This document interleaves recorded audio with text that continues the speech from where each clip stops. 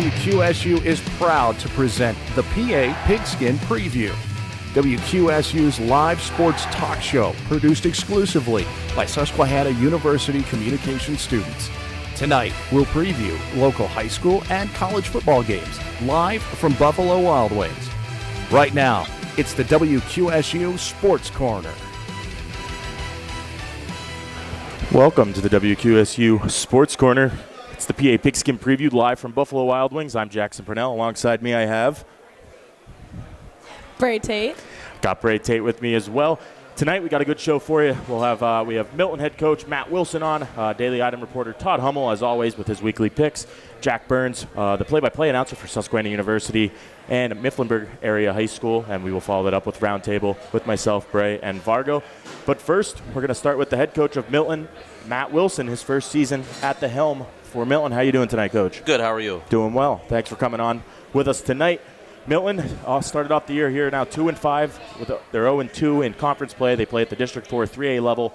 Their first game, they were able to beat Shikellamy 20-17 in overtime. Coach, how exciting was a huge overtime win to open up your season?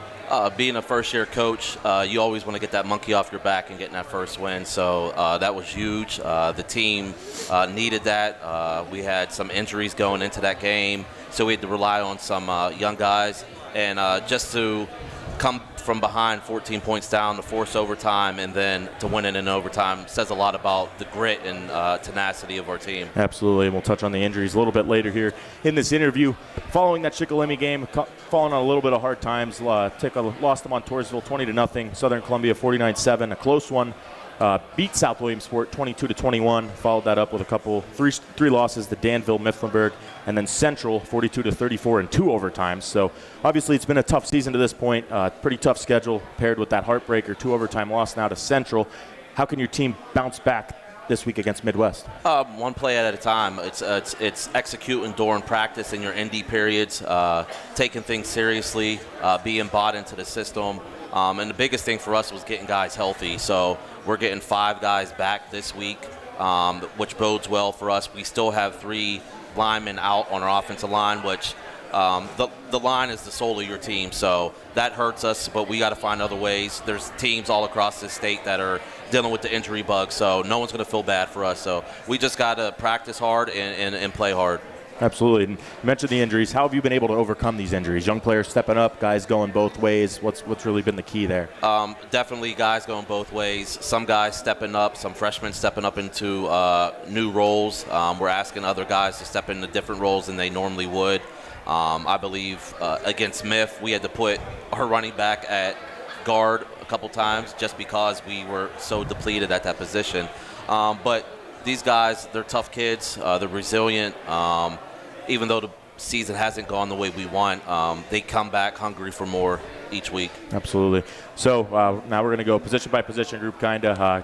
Didn't get a whole lot of a max prep, so just going to kind of spitball in here with what I thought. At the quarterback position, looked like you had two guys that have really played there, senior Isaiah Minium and then junior Chase Lytle. How's your quarterback play been so far this season, and add in some names if I missed anybody? The play has been good. Isaiah got hurt in the Montoursville game with a high ankle sprain, and that opened the window for Chase to come in, and he really blossomed in the rest of that game and then the next 2 games, but then he got hurt himself. Both of those guys didn't get a single rep last year at quarterback, so it was like starting fresh with 2 new kids on your team. But they've handled the pressure well. They come back eager to learn, to get reps in practice. So I can't say enough about those guys mentally and physically. Absolutely. You mentioned both of them did get hurt. Are they on the track back? They're both back. Oh, perfect. Yep. Perfect. That's great to hear. We'll go to the running back room now. Look like you had 3 kids that have gotten a fair amount of carries there. Senior Chris Doyle, junior Montgomery Fisher, and junior Jaden Canello. How's your running back room so far this year? The running back room is good. If we could get that line shored up, the numbers would be a lot better. But Chris Doyle is our bell horse. When we need the ball, need a first down, need a touchdown like in overtime, he's the guy I go to. He proved it in the Shikellamy game in overtime, and then he scored in the first overtime against Central Columbia. So this kid has been part of the program for 4 years now. He's a senior. He had an ACL injury his sophomore year. which really hurt him. But he is just a phenomenal kid, hard worker, puts in the work. Montgomery Fisher is explosive, he's hard on himself because he wants perfection. The hardest worker in the offseason. He's lifting or doing speed training, and he's very explosive. And J.D. Canelo is like our scat back. So we could put him in when we want to do things quickly out of the backfield and stuff. So I'm proud of all those guys. Absolutely. Good to see 3 kids stepping up there. Go out to wide receiver. Looked like you only really had 1 kid out there, Lucas Diddy. Name the others. Who am I missing? How have they been? So when Monty's not lined up in the backfield, he is our other receiver. Teams know that we want to get him the ball wherever he's at, so they try to take him away with the safety over top. But Lucas Diddy's probably our fastest kid on our team, and he shows it. He had, I think, $160 receiving last week. That was our most explosive offensive game we had to date. So besides those 2, we're not really a passing team. So those are our 2 main targets. Absolutely understand. So you mentioned the offensive line. Obviously, injuries have played a key role here. Who are your starters? How have they played? Give those kids a shout out. We have Luke Matarani returning. He had a concussion last week. We got him returning. He's a senior. Tough kid. Will give you everything he got. Darren Bentley. He's a junior. He's playing left tackle. Big boy. He's the biggest kid on our team, 385. He also is our nose tackle. Junior, so he'll be back. He's doing good things. We had to go to a freshman center because we lost our center earlier in the year. It's a work in progress. You expect him to make mistakes, a little bit undersized, but he's giving it his all. Then we have Talon Strauss, a senior, on the right side, playing right guard. He's in there every day, practice, giving it his all. And then our tight end, Brady Wolf, who missed the first 3 or 4 games with a shoulder injury. So he's just now getting back into form, and he's a big boy that can do things in a passing game and run game. Absolutely. So a lot of injuries, but working through them, getting kids a lot of playing time would be key down the line. Switch over to defense now. Saw 3 kids there kind of on that defensive line. They were all listed as DNs on Max Preps. It's sophomore Jaxson Wirtz, junior Jaden Canelo, and senior Hayden Patterson. Who else has started over there, and how's their play been to this point? Darren Bentley is our nose tackle with Jaxson Wirtz, and Hayden Patterson is our DNs. Jaxson and Hayden are both speed guys, quick off the edges. They have a motor that is through the roof. They give you 110%. Darren is our run stopper. He just plugs the A gaps. So that's the mainly 3 that run our front D-line. Absolutely. We'll go to the linebackers now. Senior Dom Lytle, senior Chris Doyle, and junior Montgomery Fisher were the ones listed there. Am I missing anybody else who's been good over there? So Doyle is playing linebacker for the first time since his freshman year. So he tore his ACL his sophomore year. Last year, they didn't want him to play both ways. So this is the first time we get to watch him. And he's just a phenomenal athlete. He understands football. And Dom Lytle is a returning 2-year. This is his 3rd year starting. He just got a nose for the ball. He's a tactician. He knows to read his keys, and his keys will lead him to where the ball's at. Then you have Jaden Canelo, who's playing outside, and Brady Wolf playing outside as well. Gotcha.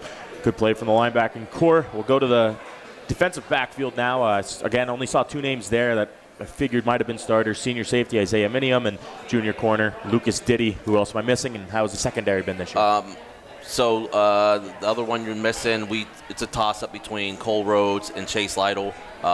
Chase had it until he got hurt, and Cole stepped in and when he did get hurt. Isaiah's a returning starter back there in the safety. Safety got a tough task. They're calling the coverages, making sure everyone knows what coverage we're in. And then Lucas Diddy is one of our most explosive kids. He had the task in the Schick game to play Thomas Pollock, their star receiver, man-to-man bump and run, and he pretty much eliminated him in that game. So he's the guy that we turn to when we want to eliminate someone's number 1 threat. Absolutely, and we obviously noticed the 2 Lytles here. Are they brothers? What's their dynamic like? Yep, Dom the linebacker is the older brother. Chase is the younger brother. Absolutely. Yep. And how do they play together? What's that kind of dynamic there? They both feed off each other. It's amazing to watch those 2 play. They both hype each other up. They support each other, and they just have football smarts. Absolutely. So we'll go to special teams now. I didn't see a kicker or punter, so who fills those positions, and how have they been? Punter, we have Hayden Patterson. It's his first year really taking on the full responsibilities as a punter. And then our kicker is Luke Osmond. He is a soccer player from Meadowbrook, which is our co-op. So, Okay. Absolutely. All right. And who's been key for you in the return game this year? Lucas Diddy and Monty Fisher. They're just two explosive guys. We want to get the ball in their hands as much as we can. So kick return and punt return is another way to make that happen. Absolutely. Another way to score a touchdown. So now we're going to look ahead to this week. Obviously playing Midwest, 0-7. You have one common opponent between the two of you. That's Central Columbia. They got beat by them 41-0. So have to think, you played Central pretty well. Should be an interesting game. But what are your keys to this week's matchup, and how can you beat Midwest? We just need to do what we do every day. Just execute and worry about what we can do. I told the guys, do not worry about someone's wins or losses. Don't look at points scored or any of that. None of that matters. Our issue is that we shoot ourselves in the foot with turnovers, injuries we had to deal with. So if we just execute amongst ourselves, I think we'll walk away with a win. Absolutely. So, all right, Coach, that's all I have for you. Thanks for coming on today and talking some football. Thank you. I appreciate you having me. Absolutely. Good luck the rest of your season. Thank you. So we're going to take our first break here. When we come back, we'll have Todd Hummel from the Daily Item to talk about last week's picks and this week's picks. So stay tuned here on WQSU 88.9 The Pulse.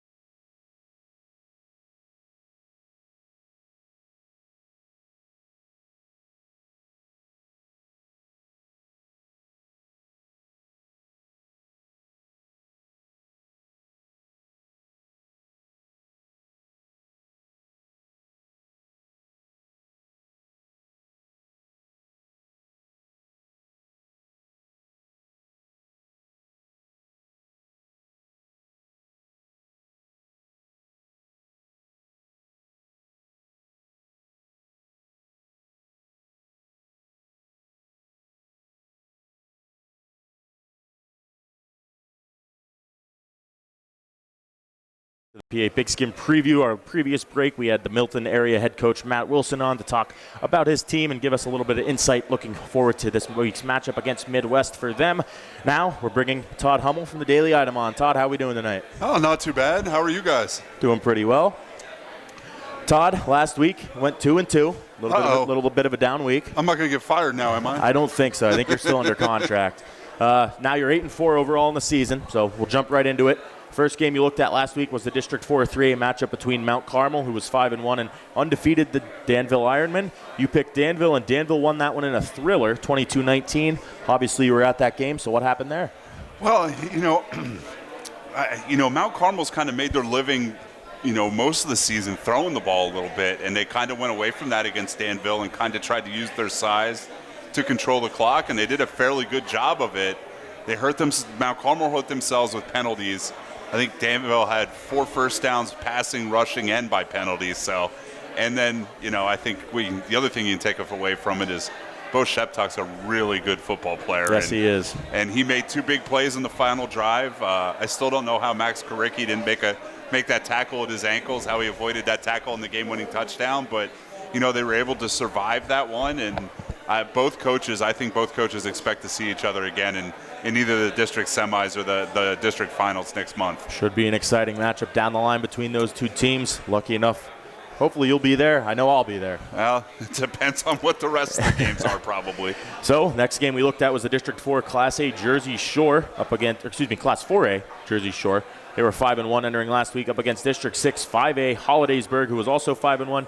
You picked Jersey Shore, but they lost this one 27-25. What happened in this one? Well, Hollidaysburg kind of did the same thing that Danville did. They drove for a late touchdown and then got a late stop of the Bulldogs and were able to pull out the victory. And now, Hollidaysburg's 6-1 now. Their only losses, they're undefeated in Pennsylvania. Their only losses to Fort Hill in Maryland. They play Selinsgrove this week, so that should be kind of an interesting matchup for the Seals. Hollidaysburg came to Mifflinburg about 2 or 3 weeks ago, and Mifflinburg picked them off 4 times, but they were able to rally to win in the second half. And I think this is, it's a team that's kind of making themselves heard out west. They're Class 5A, and we'll see what they can do the next 2 weeks, because they have Selinsgrove this week and Williamsport the week after. So they figured out a way to schedule Shamokin somehow, and they have a shot at the Hack 1 title. Get everybody in there. Should be a good team to keep an eye on as we approach the playoffs and even the state playoffs potentially here down the line. Next game we looked at was District 3 Class 4A Middletown, who was 3-3 up against District 4 Class Single A Line Mountain, who was 4-2. You picked Line Mountain, and they won this one handily, 55-21. What happened there? Well, they play. They had to bounce back from a tough loss the week before Line Mountain did to Steelton, and I think they did a real good job of that. Their running back, Ian Bates, topped 150 yards, I believe. Caden Maurer, with all the good quarterbacks around here between Madden Patrick and Gavin Marshalik and guys like that, Caden Maurer leads the area in touchdown passes. He's up to 19. Line Mountain's been able to spread the ball around in the passing game, and that's kind of been the biggest difference for them. Their biggest improvement has probably been their ability to throw the ball, and they're locked in a tight battle with Muncie for the top seed in Class A. You have to go out to the 4th decimal point before Muncie's ahead. So, that both schools, if they keep winning out that last week of the season, it's going to come down to whoever wins, opposing schedules and things like that to see who the top seed in Class A is going to be. Line Mountain been a sneaky good team there at the 1A level. See if they can make them some noise later on. And our final game we took a look at was the District 4 Class 2A matchup between Loyal Sock, who was 4-2, and Warrior Run, who was 5-1. You picked Warrior Run, and they lost this one in a heartbreaker, 24-23. What happened here? Well, Loyal Sock didn't complete a pass the entire second half until the final drive. Their quarterback hit the Coates kid for a long pass for like 44 yards, and then second pass of the game, the 2 Warrior Run defenders met him in the middle of the field, and they kind of bounced off of him, and he kept his balance and scored the touchdown, and that gave Loyal Sock the win. And Derek Zeckman, the Warrior Run coach, kind of lamented to our reporter. They left a lot of points on the board. Loyal Sock was off sides on an extra point, and they decided to go for 2. And you lose by a point, you kind of think you go for the PAT there. It's a tie game. They missed a short field goal, I believe, and they didn't capitalize a lot of the times on the struggles that Loyal Sock had offensively. I don't think Loyal Sock had a first down in the second half against them, and they'd already dropped the division title to Lewisburg, so it doesn't really matter division-wise, but it's kind of put Warrior Run in a tight spot as well. They just barely have the second seed now in Class 2A, and now probably have to win out against Hughesville, Milton, and Mifflinburg, I believe it is, to probably wrap up that second seed. Was an interesting matchup there between two teams trying to jockey for position in the District 4 2A seeding. But now we will go to this week's matchups. The big one, District 4 Class 4A Shamokin, undefeated 7-0 versus District 4 Class 3A Lewisburg, also undefeated 7-0. No common opponents between the two teams. Who do you pick here, and what's going to happen? Well, these teams have played 3 close games the last 3 years. I think last year's was Cohen Hoover scored on a fake punt late in the game for a 1-score win for the Green Dragons. And, I like Shamokin in this one just for kind of I think their passing game is a little better. I think they match up pretty well running game-wise on both sides of the ball, but Shamokin's been a little better throwing the ball. And, Shamokin is a little bigger. They ran for almost 500 yards last week against Williamsport. Lewisburg has their own 1,000-yard rusher in Jeremiah Davis.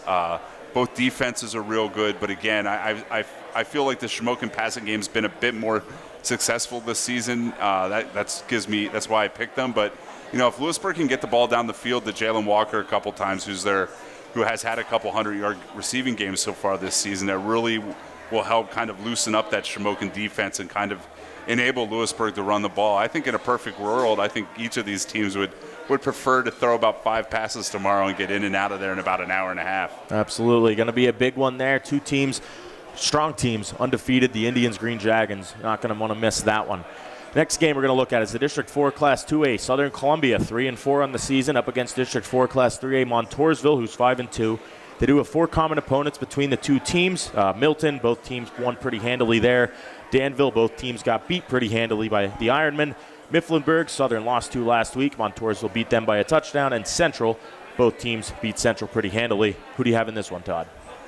Man, I don't know. It's the first time since 2009 that Southern's been under 500 this late in the season. And they bounced back to win a district title that year before falling in the first round of states.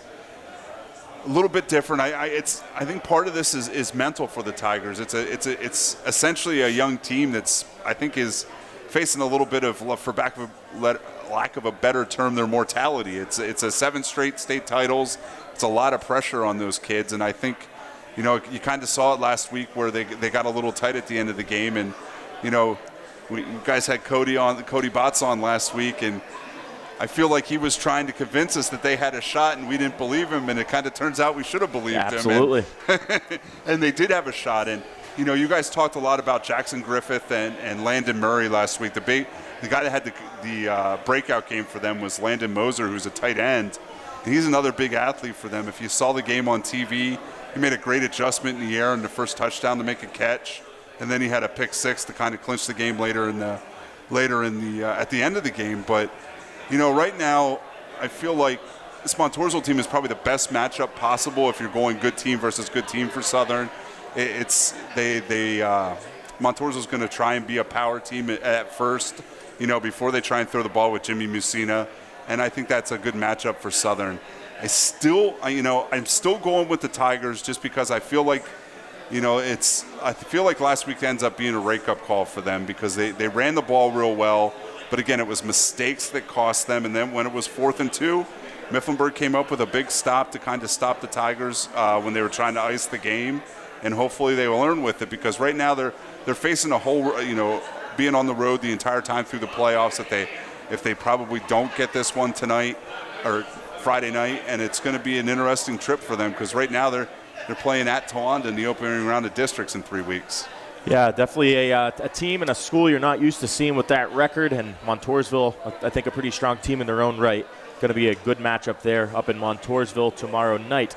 The next game we're going to look at, District 4 Class 2A, South Williamsport. They're 4-3. They're taking on District 4 Class 1A Muncie, who's 6-1. They have 2 common opponents between the two. Both played Cowanesque Valley. Both teams beat them. South Williamsport had a little bit of a closer game against them, and then both teams played Sayre, and both teams kind of took care of business against Sayre. Who do you have in this one, Todd? When you think of South Williamsport, I don't think this is quite the South Williamsport team of the past couple of years. They've dealing with a lot of graduation losses, and I think Muncie gets this one. Muncie's losses, only losses to Warrior Run at the beginning of the year in the first game of the season in a game that the defenders scored 2 touchdowns in the 4th quarter to rally for the win. And right now, I think, like we said, we were talking about Lime Mountain earlier, Muncie's so closely matched right now with Lime Mountain for that number 1 seed that they have to play with a certain sense of urgency if they want the home game throughout the playoffs. So I think they're just a little too much for South Williamsport right now, and I think we did this game last year, and I got it wrong last year because I went with the Indians. So we'll see how this one goes on Friday night. 2 teams that have very strong traditions there at the 2A, and I guess South Williamsport was once at that single A level as well. So 2 teams there, strong traditions facing off each other in Muncie. Final game we're going to look at, 2 teams that are falling on hard times this year. District 4 Class 2A Cowanesque Valley, who's sitting at 2-5, versus District 4 Class 1A Northwest, sitting at 1-6. 2 common opponents between the 2 schools. Both teams, only Cowanesque beat Sayre 42-21. Northwest lost to them 21-12. And then both teams took a bit of a beating against Muncie. Who do you have in this one, Todd? I think think I'll go with Cowanesque Valley. They struggled a little bit a couple weeks ago with Columbia Montour Votech in the running game, but they just seem to be playing a little better right now than Northwest, who, is one of those programs that, it has to kind of build one big senior year. It's a small group of kids.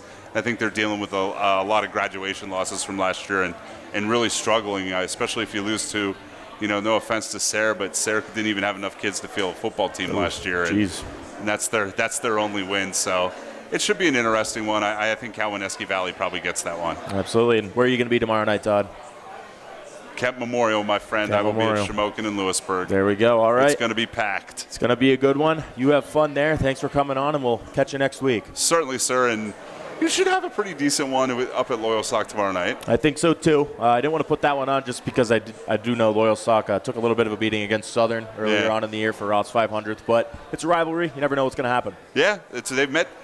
Can't do it this year, but they've met twice for the last 2 District 3A titles. And it's not quite the Loyal Sock team of the last couple of years, but it still should be a fun one. Should be a good one. So, all right, Todd, thank you very much. That was Todd Hummel from the Daily Item giving us his weekly picks. When we return, we're going to have Jack Burns, the play-by-play broadcaster for Mifflinburg Area High School, and as well as the Susquehanna University Riverhawks. So, stay listening here on WQSU 88.9 The Pulse.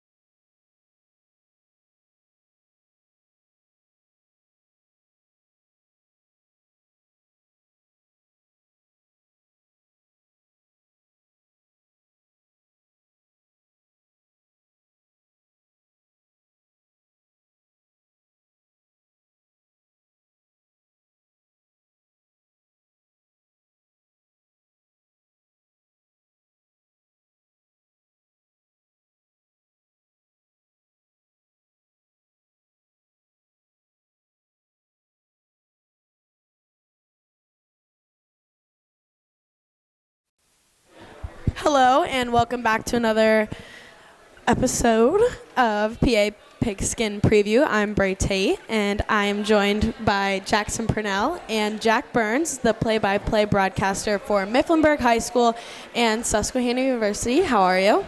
I'm doing well, Brai. Glad to be with you. It doesn't get better being talking sports on the Pulse at B-Dubs. Yes. It's a win-win. I just want to talk generally about you do high school and college. So is there any differences between the two at all?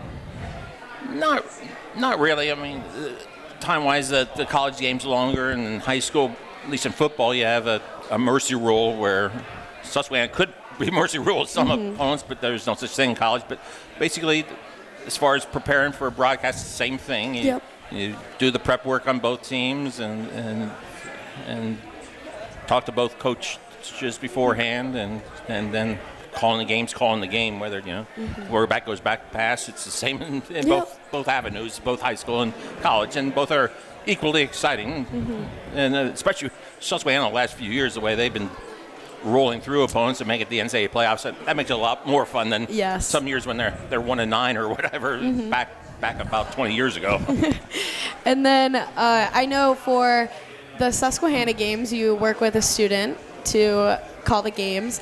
How do you work with that student and the different chemistry and getting them equipped for this field? Well, I'll just use this year's example with Matt Kaufman's done the first few games with me, and he certainly had a lot of experience of doing that in high school, which makes it certainly easier on my end. But basically what I just tell, we go over stuff, and then he came well prepared. One thing is you prepare, you get lineups, know your team, and at least know something about the opponent for that game. And then I told him beforehand, the way I'll roll is I'll call a play, I'll pause for a second. If something he sees, wow, this linebacker came up and made a nice play in the blitz, throw it in there. If he doesn't have anything, I'll just move on and go down in distance and say it's now 2nd and 7 for the Riverhawks and go on from there. And sometimes it takes a while to break through that we don't either run over each other or there's a dead air, but it comes. And the biggest thing I stress is just relax and have fun with it. Just sort of like if you'd be at home watching the game and then wanted to comment on it, and that's the way it should be in the booth as well. Mm-hmm. And I think Matt's doing a great job acclimating and everything. He's only a freshman, by the way. But now we're going to go into Mifflinburg High School. So Mifflinburg is 2-5. They won their last 2 games. Milton 42-8 and Southern Columbia 34-26. A little bit of an upset, but I was looking over Mifflinburg's roster on Max Prep. So again, if you want to correct me or anything that might be wrong, it looks like a pretty junior-heavy roster and offense especially. So how have you seen this young team develop since the first week? Yeah, they came in this year, as you pointed out, a junior-dominated team. In fact, only, I think, a senior or two that was among the starting 11 either way.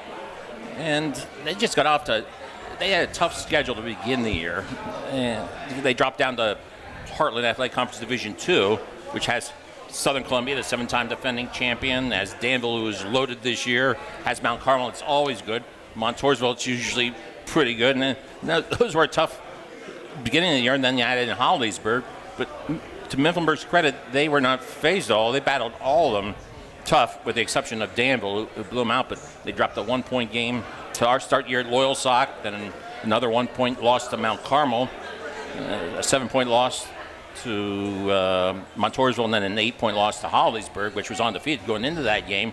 So they were 0-5, but nobody was taking them lightly. And then finally, it broke through against poor Matt Wilson and Milton's team, 42-8, a depleted Milton team. But last week, probably shocked a lot of, not just this area, but probably across Pennsylvania. In fact, talking to Cody Botts for the pregame show this week, he was saying, his phone just blew up over the weekend about their victory over Southern Columbia, and it was just a great victory for them. And boy, for Cody, he's in his first year, and you start out, talk about the wide range of emotions. You start out 0-5, and you think, man, maybe I'm not doing a good job. Then 2 weeks later, you beat the 7-time defending state champion at homecoming at Southern Columbia. Yeah. And now, certainly there's a nice window for Mifflinburg going forward. They'll be favored against Central Columbia tomorrow night, favored against Midwest. No offense, Brai. Next Friday night. All good. And then Lewisburg, we'll have to see what Lewisburg does, because they're having a great season to date, too. But again, the confidence level has probably now built back up that they feel they can play with anybody, except for, we'll have to see again if they have a rematch with Danville, how that goes. Yeah, I'm sure that win's going to give them a little bit of momentum going into these next, only 3 games left of this regular season. I'm just going to go through a little bit of the offense, some of the leaders. We have QB Chad Martin, and then wide receivers Jaxson Griffith, Landon Murray, and then the line Xavier Kroll, Mason Schneck. Okay. Center Jackson Whitaker, tackles Chase Akey, and I'm sorry, Nathan Criswell. Is there anything you have to say about this offense? Anything that sticks out to you, and anyone else you want to give a shout out to that you've seen really help this team? It's really been a dynamic offense all season long, with the exception, again, of Danville. Nobody's really been able to stop them on a consistent basis. Chad Martin is the quarterback. He played a little over half the year, but was in and out with injuries last year. he does a great job of being able to run the ball. And if he doesn't run the ball, he can buy some time. And then they have they had two really good receivers. They had two really good receivers last year, and Troy Dressler, who's now playing baseball at Wake Forest, and Kyler Troop, who's a 6'7" tight end. You thought, well, they lose those two. Well, who's Martin going to throw to? You have Landon Murray, who's an outstanding track athlete, and it's probably the fastest player in the team. And then you have Jaxson Griffith, who's point guard in basketball, and he's also a multi-sport athlete. Yeah. So they have two very good athletes, and then those two lead the team in receiving. They're able to find ways to get open, able to high point the ball sometimes if there's smaller defenders. And Murray, they use him sort of in plays where he's catching the ball and running, and he is, again, fast. And then sometimes they go deep with him, but it just makes for a great offense. And then you add to the fact Landon Moser, who had just one catch going into the Southern game, had 5 catches for 90 yards and a touchdown, and then a pick 6 to put the game away late. And if you add another weapon to that passing offense, it's really tough to contain. Now, the downfall for Mifflinburg is the fact they just have been unable to establish any running attack to provide much balance, so they've really relied on that. But so far, for the most part, so good for offense. And you talked about the linemen. It's a veteran group. They came into the year 5 starters back from last year, and they were all sophomores when they were starters, now juniors. And the future should be great for next season, but they're still looking for the rest of this year. Yeah. Defensively, they've had some problems, again, sort of on the opposite of offense, where they've been having trouble running the ball. They've been having trouble stopping the run defensively, and something they're trying to certainly work out in these next few weeks so that they can then at least do a little bit of damage in the postseason. Yeah, like you were just saying about the defense, senior linebacker Brian Reeder, 51 tackles, 3 tackles for a loss. Junior linebacker Chad Martin, 45 tackles, 9 for a loss, and Xavier Kroll. Is there anything else you would like to add about the defense besides what you just said? Yeah, Reeder's the leading tackler this year. He was the leading tackler last year. One of the few seniors that's starting on the team, and he's done a great job. They've also thrown in a freshman both ways, and Landon Tucker, who's starting at nose guard of recent and starting on the offensive line. And their secondary didn't pick off any passes earlier in the year, but then the Holliesburg game they picked up 4 passes against a quarterback that just threw 1 pick going into that game. J.P. Marr leads the group with 4 interceptions on the season. Again, they've been pretty good with not letting teams burn them too much throwing the ball, except for Matt Patrick, but then he's burned everybody this year. But again, they just need to shore up stopping people being able to gouge them on the ground. Yeah. Like we said before, Mifflinburg has 3 games left. Central Columbia this weekend at home. Central Columbia is 2-5. And then Midwest, and then the last game is Lewisburg, which should be a good one. They're 7-0 right now. Is there any key factors that you want to talk about that the team needs to do to beat Central Columbia? Well, Central Columbia's best running back got hurt in the 4th quarter against Milton, and he'll be out this week. So that really makes things tough for the Blue Jays on offense. Ty Reagan went down. He's had over 600 yards rushing this year. Central doesn't throw the ball particularly well, so it'll be an interesting matchup how that works out with a team that hasn't stopped a run against a team that just lost their top running back. The other side of the ball, there's nothing really too dynamic about Blue Jays. They just play pretty much fundamental football, and then I just don't know that they'll be able to stop Mifflinburg's passing game. Okay. So I feel that the big victory over Southern, and this is their last home game. They lost the other 4 that we talked about earlier. So senior night, and again, trying to go on a roll, trying to finish the season with a 5-game winning streak to go 500 into the playoffs. And that's what they're looking to do. And we'll start on Friday night. And Central, to their credit, they came off a victory that might have saved their season at least somewhat, beating Milton in double overtime last week. Now we're going to transition into Susquehanna a little bit. Susquehanna is 4-1. They moved up to number 8 in Division III football this week, and they have five games left, 3 at home, and all of them are conference play. This weekend, they play Keystone, they are 1-4. They lost their conference opener last week to Moravian, 14-55.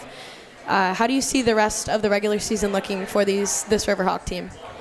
I really right now see it looking very similar to last year when they were pretty dominant against most teams. I think Moravian gave them a bit of a game down there for a half before Susquehanna was able to knock them off.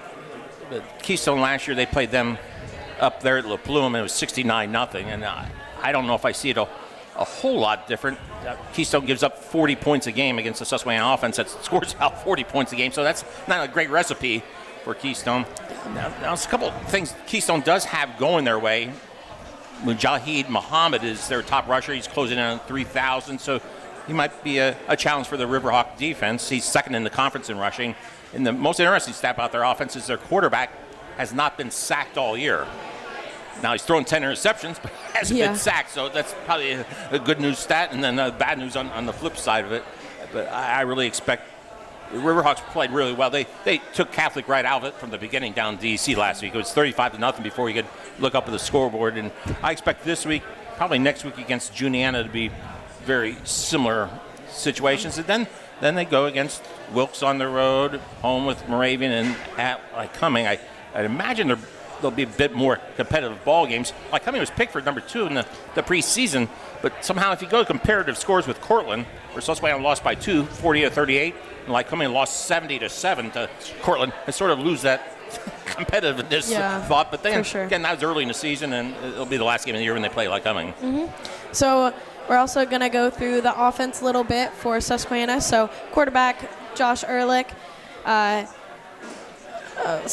freshman Rashawn Lamons, running back, and then sophomore Matt Sturtz at running back. We have a couple of receivers, also Tommy Grabowski at running back, senior receiver Kyle Howes, and senior receiver Chris Buchter. What do you like about the offense, and is it any different from last year, adding Rashawn? Yeah, it's a bit. Can you talk about it a little bit? Obviously it's a little different. Yeah, I mean, talk about quickness. Yeah, definitely. He can fly. Yeah. Give him a little bit of an opening and good night. And that's what makes this offense probably even better than it was a year ago. The added element of his speed, because Grabowski's a great tough runner. Sturtz is a little bit in between the two of them, and it just really causes fits if you're a defensive coordinator, and especially the fact that you have Josh Ehrlich, who's very good at running as well as passing the ball at quarterback. Lamons, who we just talked about, who also is the 5th leading receiver in the conference coming out of the backfield. And then Kyle Howes, who's the offensive player of the year last year. You have 3 tough weapons to defend, and I just think the sky's the limit for them offensively, and they have had better numbers so far the season on offense, and you have a offensive line that has 3 conference all-stars back from a year ago, and Nick Gonzalez and Eli Cantor and Hunter Shimko, and it's really a force. Yeah, this team is definitely good at their rushing game. Josh Ehrlich, 326 yards, 4 touchdowns. Rashawn with 490 yards, 6 rushing touchdowns, and Sturtz 105 rushing yards, and he averages 5.5. If we're going to go into the defense a little bit, we have captains Drew Robinson, Andrew Wells, Garrett Carter. And how has the defense been? Anything you would like to add about them? Defense has had some struggles this year, which sort of didn't totally expect them in the season, because it is also a team that has a lot of seniors and graduate students on that group. I think the the defensive line's been pretty good with Jake Schultes and Brandon Shipley, who's first year starting, but he's been very good at nose guard. And then you have Brian Layton at defensive tackle. But Cortland was able to. I was surprised Cortland last year when they lost to Susquehanna. They threw the ball deep a lot of the day and really torched the Susquehanna secondary. But this year they ran and ran very effectively. I think probably the defensive game plan for the Riverhawks was to stop their all-American quarterback Cortland's from passing deep on them, but it sort of caused some problems then trying to stop a burly running back from taking care of them.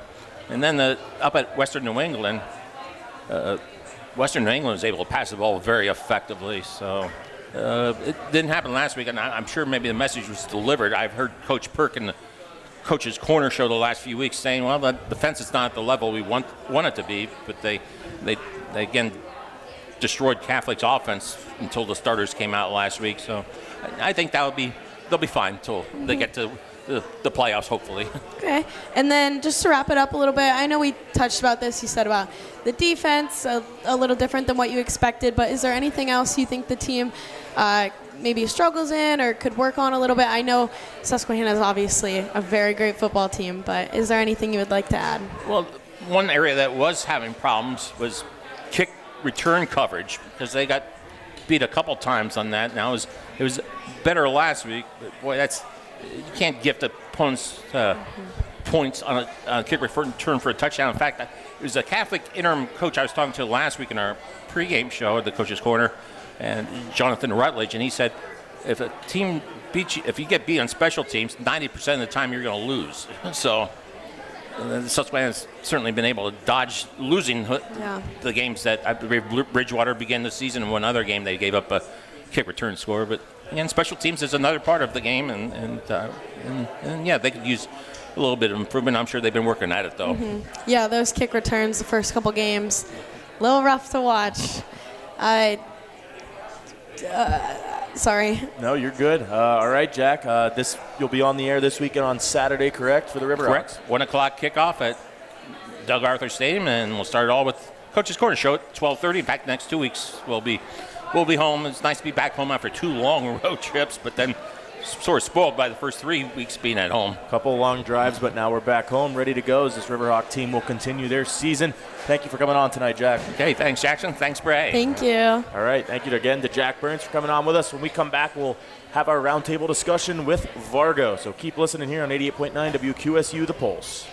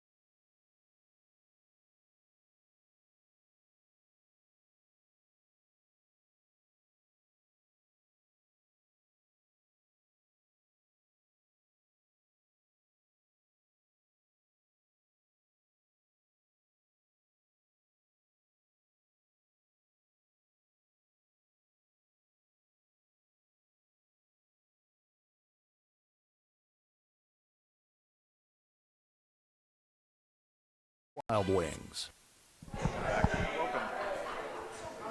Welcome back to the PA Pigskin Preview. Sorry about that. Tonight we had head coach of Milton, Matt Wilson, on with us. Talked about his team and what he's expecting this week as they play Midwest. Following him, we had Todd Hummel from the Daily Item as he talked about last week's picks and this week's picks, as he will cover the Shamokin and Lewisburg game tomorrow, a pair of undefeated teams there.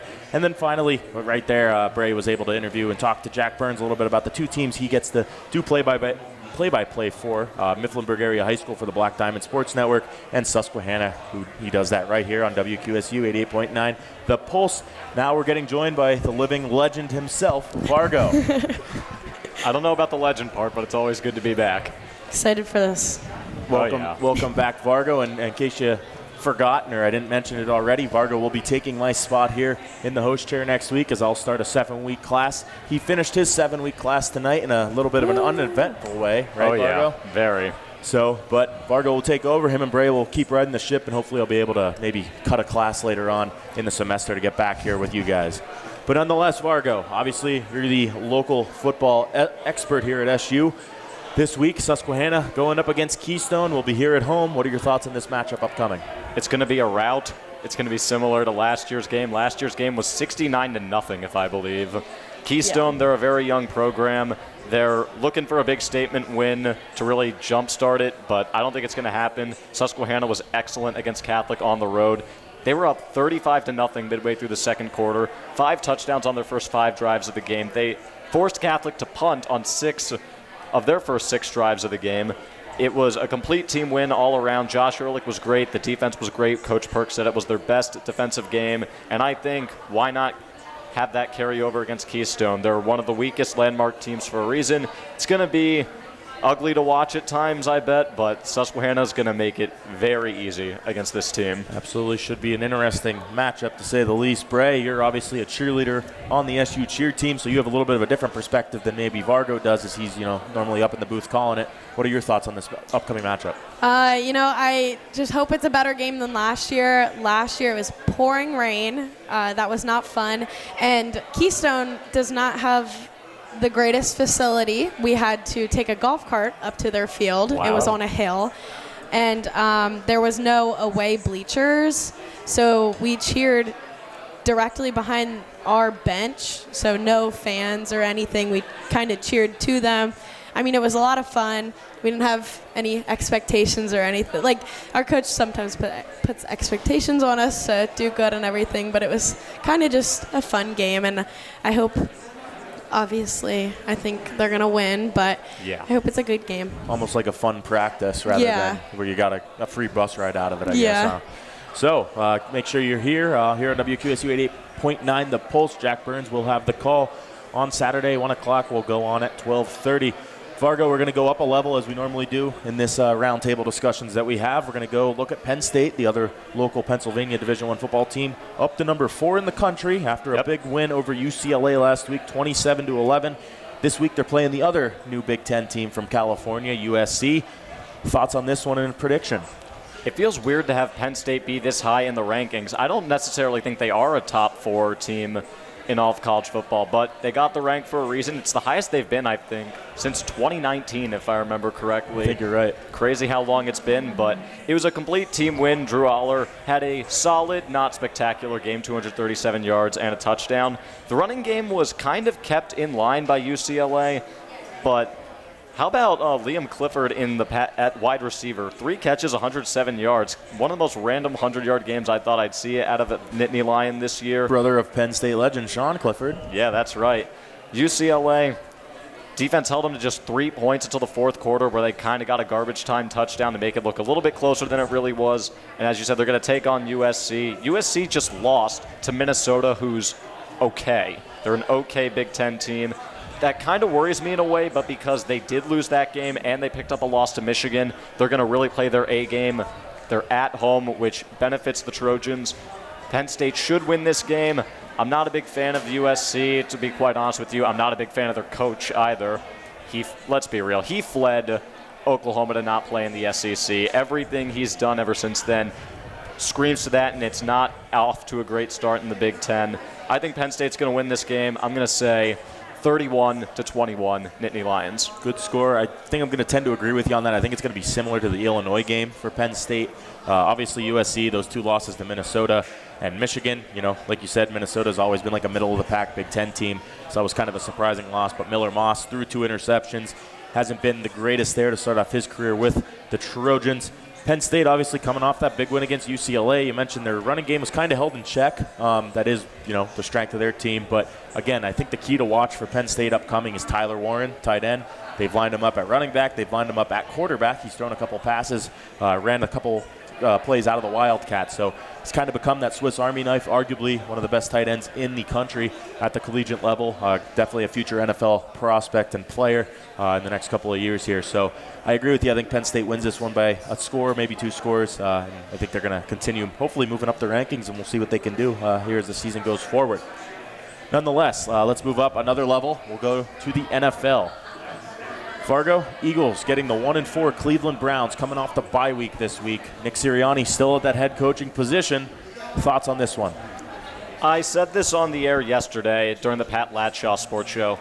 If the Eagles don't win this game by 14 to 17 points, then nothing has changed coming off of the bye week. Because I'm just going to put it short and simple. The Cleveland Browns stink. Their quarterback stinks as a person and as a player. The Eagles are off a bye. They're at home. A.J. Brown and Smitty are coming back. Lane Johnson's also back at offensive line. They need to roll this team to kind of silence the doubters and be like, okay, Tampa Bay, it was a fluke. Atlanta was a tough break. We should be 3-1. They need to get the job done. If they don't, if Cleveland somehow wins this game, I'm firing Nick Sirianni the very next day. The stigma of being the first team to fire your coach is gone because the Jets already did it with Robert Saleh.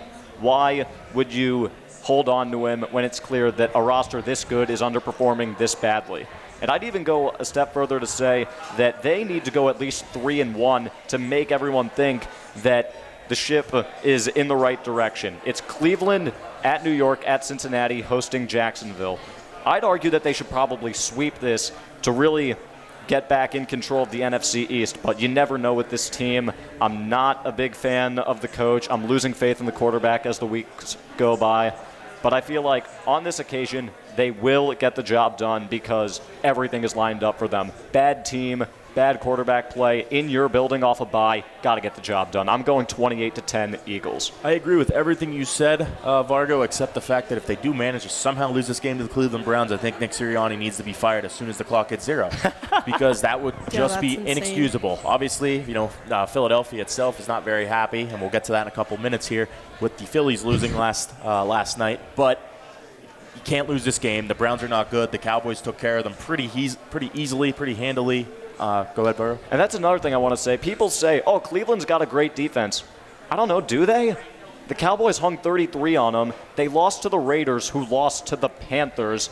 And Jaden Daniels, who looks legit, by the way, steamrolled this team last week, 34-13. No excuses not to get the job done. Absolutely. Should be a good one to take a look at as the Eagles try to get their season on track coming off the bye. We'll go quickly out west to Pittsburgh. They're going to Las Vegas and playing the 2-3 Raiders.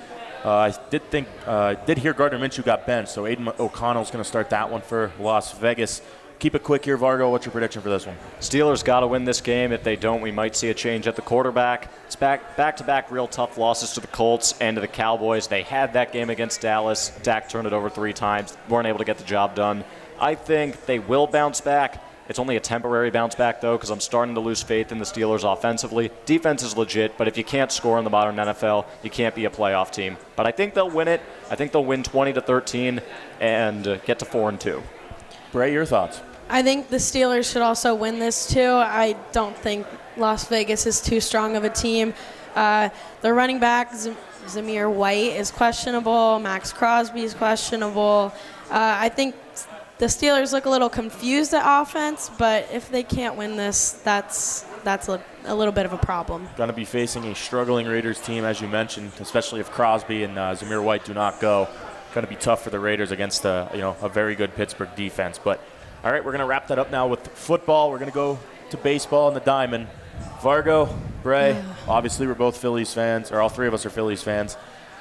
Thoughts on the end of the season and what needs to happen next? Keep it quick. Go ahead, Vargo. It's unspeakable what this team did against the Mets. A 3-1 loss overall in the series. The bullpen was historically inept, an 11.37 bullpen ERA, yet somehow they were less inept than the bats. This $1 million hitting core, a 186 batting average across 4 games, they struck out nearly 10 times per game. I don't know what the fix is, but all I know is that you cannot run it back with this team and expect to win a World Series. And it's getting to the point where we have to start answering some tough questions. Has the window closed? And when this team is a favorite, Are they chokers? Do they shrink? Because we have back-to-back years where they had expectations on them in the postseason. They shrunk. That's my take on it. It's inexcusable, but we got a long offseason ahead to try to figure this out. Bray, your thoughts on the Phillies loss? I don't have much to add to Vargo's sadness, but I agree. I think the hitting was crazy, the bullpen. I don't know what happened. I really don't have much to add to that. So I'll wrap it up here. I think the Phillies, you blame that loss on, you can excuse from that series loss a couple of guys. The 4 guys in the rotation, Wheeler, Nola, Sanchez, Ranger, they kept them in the games. Only, a couple of them only went 5 innings, but, that's kind of how baseball's evolved. The starters don't go as deep. And obviously we saw Wheeler's gem. Those guys kept them in the game. I'll get the 4 of them passes. They had a great series. Nick Castellanos had a great series. He hit the ball well, had the big home run that kind of turned game 2 a little bit. Obviously went back and forth after that and, ended the game with the walk-off. And I think Bryce Harper, to a degree, hit pretty well. He had 4 hits on the series. He was hitting over 300 in the small sample size. And, he's one of the best postseason performers of all time if you look at the bigger picture with his time at the Nationals and now the last 3 years with the Phillies. But beyond that, disgusting job by the offense. Kyle Schwarber, JT Realmuto, Bryson Stott, Alec Boehm, who's turned into the biggest crybaby I think there is, and Austin Hayes, Edmundo Sosa. The bench guys did nothing. And obviously the bullpen. You have 2 guys that made the All-Star team this year with sub-2 ERAs and Jeff Hoffman, Matt Strahm, Jose Alvarado, who's been one of your best relievers the last 3 years, Orion, who's the up-and-coming guy who had a great season as well. All 4 of them couldn't get outs against the Mets. Carlos Estevez struggled. Their big deadline pickup didn't do too well. He did have the 1 clean inning. I think it was that game 2 he had the clean inning. I think so. But out of that, I don't know if a reliever had a clean inning for the Phillies in that series. How much blame do you put on Rob for all this? Rob definitely mismanaged it. I think it is tough, though. I don't think he should get fired. Me and you were talking about it after class today. I think someone has to take a fall for this. I don't think it's going to be Dombrowski or Rob Thompson. I think Kevin Long's going to be the guy because that's kind of been that area that struggled. Obviously, Caleb Cotham has did a great job all year long as the pitching coach, and you got to trust your guys to perform at the time, and when they're not, it is how it is. But we're going to wrap things up now. I want to thank Sebastian Caravallo for board hopping and producing this show back in the studio. Also want to shout out my mom, father, sister Madison, and Jensen all watching. AJ for coming around, Harrison and Dawn, our general manager, being here. As of right now, this will be my last show. Hoping to come back later on, but we'll see. Vargo, Brai, get the job done. So thank you again for listening here on WQSU 88.9 The Pulse. We'll see you next week on Thursday. I'll be back at the round table, but Vargo, Brai, keep it going. Thanks for listening. We'll be back.